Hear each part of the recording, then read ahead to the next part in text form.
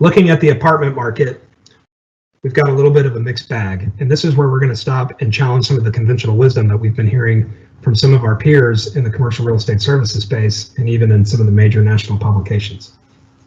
As many of you know, there's a moratorium on evictions for the next 120 days if a property is secured with a loan that was provided by a government-sponsored entity.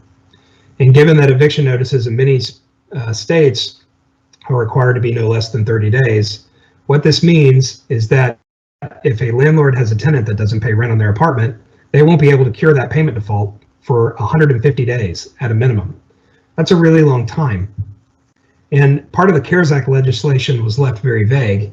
And the fact of the matter is, if a tenant decides not to pay rent, the landlord can't evict them.